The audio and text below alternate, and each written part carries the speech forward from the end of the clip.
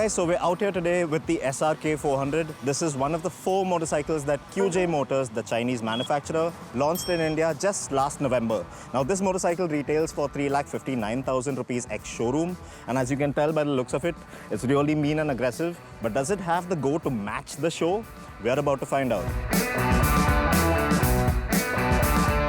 It would be easy to mistake the SRK 400 as a lean and mean member of the green Japanese team.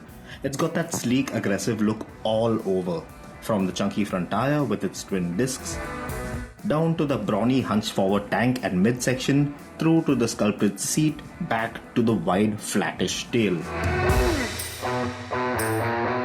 The exposed trellis frame with the offset monoshock looks great, and the underbelly exhaust keeps the mass of the motorcycle visually very central. All neat and tidy there. Something that I didn't quite fancy, however, is that taillight design of this bike, which looks like a thin red streak on its backside, with the indicators nicely mounted on the tire hugger like number plate bracket.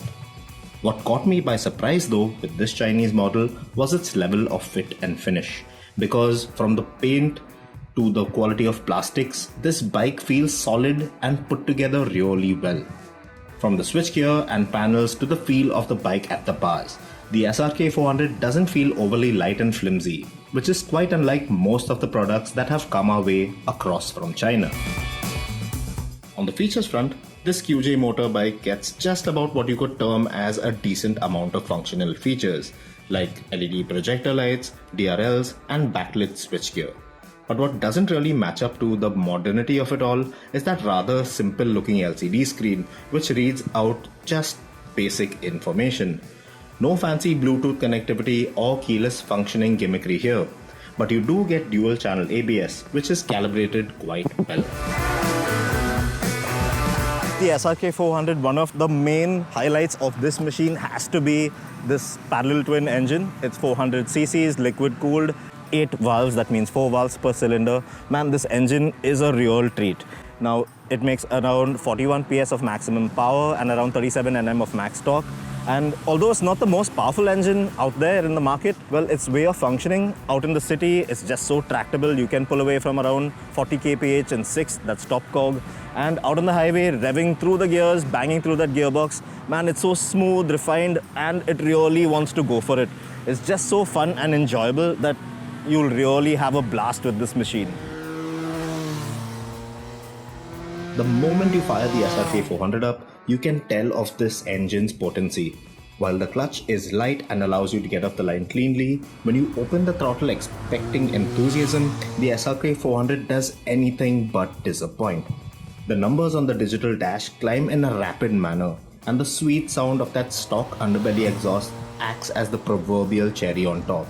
You'll want to hold on to each gear just to hear that sweet sounding wail of excitement.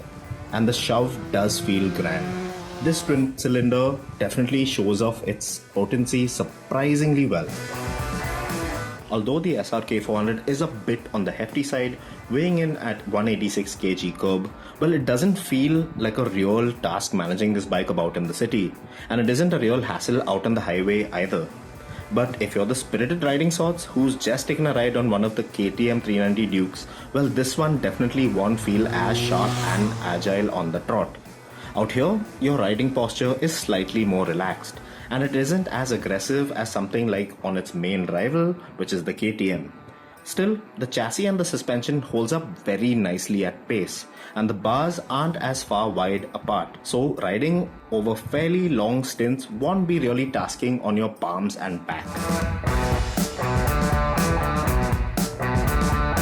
The 13.5-liter tank feels nicely sculpted out, with enough room for your knees and for you to move about and feel comfortable.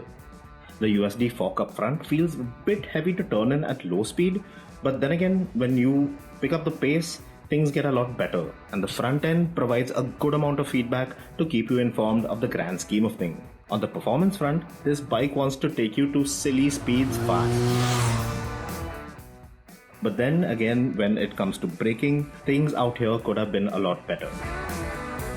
The front brake could do with a better initial bite and feel, and you'll have to get a good hold of that front lever to get the front to react the way you expect it to, which was a bit upsetting, of course, considering that there are two 260mm discs up front. Thankfully, the ABS is calibrated well if you overcook it, and although it tends to feel a bit front heavy under braking, well, the SRK 400's chassis and dynamics allow you to stay well on top of things in dicey situations. Riding this QJ motorbike, well, you'll have an absolute blast. But if you're sitting pillion, you'll be cursing the rider for having the aforementioned blast, because the seat at the back is an absolute joke. There's barely anything to hold on to, and you're bound to slip off the bike if you don't cozy up to the rider. So that's a real bummer. Also, if you're riding without a pillion and are instead planning on carrying some luggage along, well, there's a problem there as well, because there's close to nowhere to strap your luggage down at the back. Alright, now to sum things up out here with the SRK 400. Is this motorcycle worth the asking price of 3.59 lakh rupees ex-showroom? Well, for most part it is, because, well, just the way it looks, the way it's built, the way it's all put together, it really feels like a good quality product. Not only does it look great, but it really has the go to show as well, because that engine, man, it's a real treat. Not only in the city, but out in the open highway. It's just so fun and entertaining. It might not be the most agile of machines out there, but man, you will have a real blast with this one. But the only downside is it does come with a couple of shortcomings, because yes, first and foremost, it is lacking a certain amount of features. The screen, not all that great. It is a bit simplistic for my liking, given its price tag. But more importantly, it is lacking the space behind you for your pillion and your luggage.